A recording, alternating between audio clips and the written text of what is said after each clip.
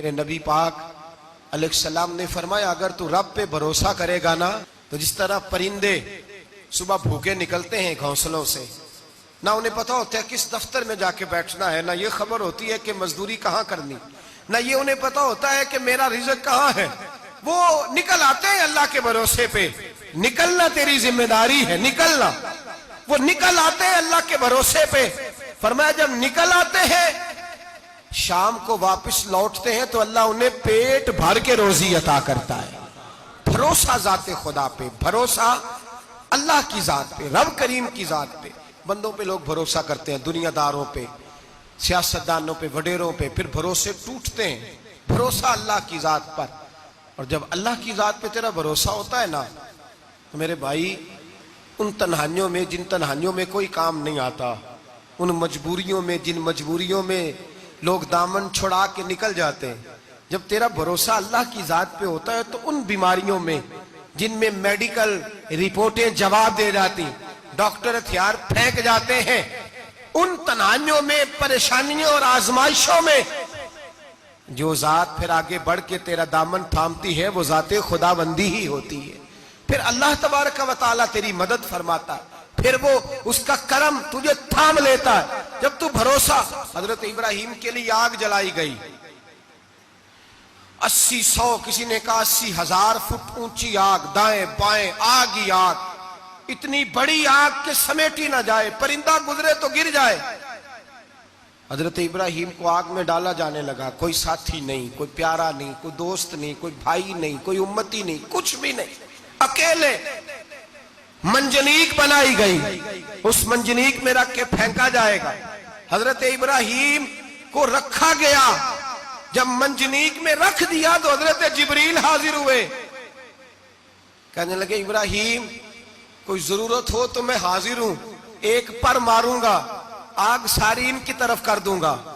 اب فرمانے لگے حاجت تو ہے پر تیرے ساتھ میری کوئی حاجت نہیں۔ وہ بارش کا فرشتہ آیا، کہنے لگا حضور حکم دے تو برسا دوں۔ ہوا کا فرشتہ کہتا ہے میں اللہ کی طرف سے مامور ہوں، مجھے حکم ملے تو میں ہواؤں کے رخ پھیر دوں نمرود کی جانب، یہ ساری آگ ان پر گر جائے، بارشیں برسا کے سیلاب کر دوں۔ تو حضرت ابراہیم کہنے لگے مجھے کسی کی حاجت ہی نہیں۔ فرمایا ٹھیک ہو گیا، جیسے وہ چاہتا ہے میں تیار ہوں۔ حضرت جبریل امین عرض کرنے لگے حضور میں آیا ہوں، مجھے حکم دے۔ فرمایا کوئی ضرورت نہیں تیری، آپ جائیے۔ تو کہنے لگے پھر رب سے دعا ہی کر لیں۔ تو حضرت ابراہیم کی آنکھوں میں 2 آنسوں کے قطرے چمکے، فرمانے لگے رب کو نہیں پتا اس کا خلیل کس حال میں ہے، وہ نہیں جانتا، میرا مالک ہے، میرا رب ہے، میری پیشانی اس کے سجدے کی لذت سے آشنا ہے، میں صرف اس کی بارگاہ میں جھکتا ہوں جب مالک وہ ہے، رازق وہ ہے، پیدا کرنے والا وہ ہے، دینے والا وہ ہے، سننے والا وہ ہے، تو پھر مجھے بڑھ کر سنانے کی حاجت نہیں۔ جبریل آپ جائیے، میرا بھروسہ اللہ کی ذات پہ ہے، میں جانوں اور میرا خدا جانے، بیچ میں کوئی نہیں آئے گا۔ حضرت سیدنا اور پھر اللہ تبارک و تعالیٰ کے نبی کا بھروسہ تھا تو پھر آزمایا گیا ان کا بھروسہ۔ یہ نہیں کہ آگ پھینکنے سے پہلے بجھ گئی، بلکہ تمام کتابیں اٹھائیے، آگ میں ایک دفعہ گرنا پڑا، آگ کے اندر جھونس دیے گئے، ڈال دیے گئے، جب آگ میں گرے ہیں پھر آواز آئی ہے یا نار کونی بردم و سلاما علی ابراہیم، اے آگ اب تو ابراہیم کے لیے سلامتی والی بھی ہو جا اور ٹھنڈی بھی ہو جا۔ تو رب تعالیٰ فرماتا ہے تو مجھ پر بھروسہ کر، میری ذات پر تیرا توکل ہونا چاہیے۔ وَمَن يَتَوَكَّلْ عَلَى اللَّهِ فَهُوَ حَسْبُهُ، تو میری ذات پر بھروسہ کر، میں تیری دنیا بھی اچھی کر دوں گا، تیری آخرت بھی اچھی کر دوں گا۔ توحید باری تعالیٰ کا مطلب یہ ہے کہ اپنے آپ کو اپنے رب کے حوالے کر دیں، اپنے آپ کو اپنے، توحید کا مطلب یہ ہے کہ اپنے آپ کو اپنے رب کے بس اس کے حوالے کر دیں، وہ جس طرح چاہے اس طرح کریں، جو ہمارے لیے فیصلہ کر دے اس پہ سر تسلیم خم ہے، جو مزاج یار میں آئے اس پر دیکھیں نا، حضرت ابو بکر، جناب عمر، عثمان غنی، مولا علی، یہ خلفاء بنے، باقی صحابہ میں سے کوئی شخص بھی اس مسند پہ آیا کوئی نہیں آیا۔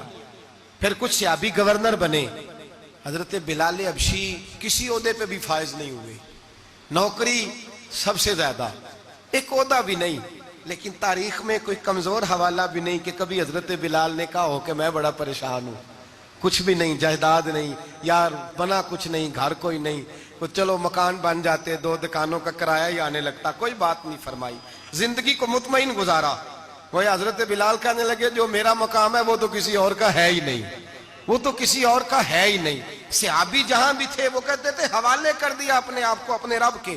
حضرت فاطمہ بنت قیس ایک صحابیہ تھی، ان کے خاوند کا وصال ہو گیا، ایک امیر آدمی کا رشتہ بھی آیا، اور نبی پاک صلی اللہ علیہ وسلم کے غلام اسامہ بن زید کا رشتہ بھی آیا۔ یہ اسامہ غریب بھی تھے، غریب تھے، غلام بھی تھے، رشتہ آیا۔ اب انہوں نے حضور کی رضا دریافت کی تو نبی پاک کا جھکاؤ غلام اسامہ کی جانب تھا۔ اب ان کے سارے گھر والے کہنے لگے حضور کا اگر تم سمجھتی بھی ہو تو مشورہ ہے، چاہت ہے، حکم تو نہیں نا، ہر آدمی کو اجازت ہے، مرضی سے نکاح کر سکتا ہے، تو آپ امیر آدمی سے رشتہ کریں جو آپ کو خوش رکھے۔ تو حضرت فاطمہ بنت قیس کہنے لگی ماں باپ سے آپ میری فکر نہ کریں، مجھے میرے نبی کے حوالے کریں، اللہ مجھے کبھی ضائع نہیں کرے گا۔ میرے بھائی اپنے آپ کو رب رسول کے حوالے کرو۔